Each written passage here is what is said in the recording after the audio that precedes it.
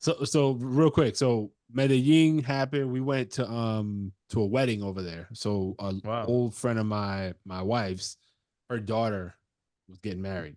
But wait, this is your first trip without the kids, right? That's where I was going. Yeah, yeah, Okay, yeah. all right. Ooh. Damn, Kay. Damn, skipping steps over. Yo, I'm sorry, Kay, man.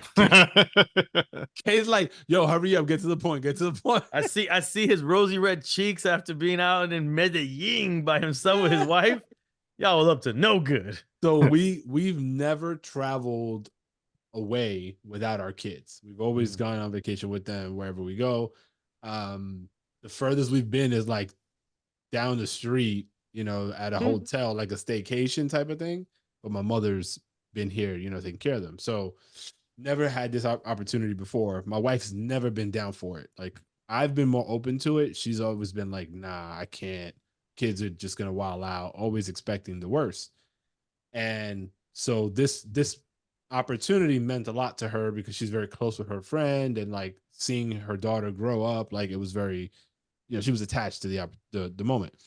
So we go, didn't really have much of an expectation. We've never been to Colombia before, and Medellin was Oh amazing. man, it's It beautiful. was amazing. Like, stereotypically speaking, like we thought, yo, cartel, blah blah blah, like, have all that stereotypical stuff, I guess, in the back of our minds.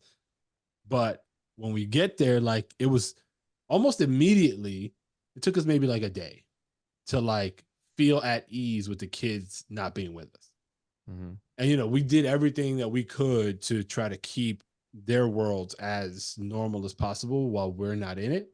So we had my mom come over to my house, and so their routine we kind of kept the same, and everything was more or less okay until like 2 days before we were coming back. My youngest, she's 8.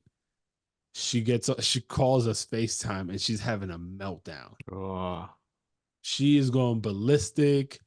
I want my oh, mommy. oh man. And I'm the one talking to her. I'm like, oh, okay, honey. I'm like, "Ah." And then I put my wife, she's like, mommy, I want a hug. I'm like, oh shit, how do we make that work? So she was just going ape shit. And I finally my son, my son's been like trying to hold it down for us while we were away, and my oldest daughter too. But I was surprised to learn he was acting as her therapist while we were away. He even went as far as like interviewing her like what he imagined the therapist would. Like he had a little notepad, and he was asking her like questions like, what are you feeling? Why do you think you're feeling that? And she was like giving him like real answers That's instead of cute. just being like, go F yourself. All right. And he wrote all this stuff down and he read it to me. And I was like, yo, this is actually pretty good. Mm. He was working through her emotions on paper, and she was feeding him good information. So he was able to take gradual steps toward getting her to calm down. Hmm. And so I was blown away by him being able to do that.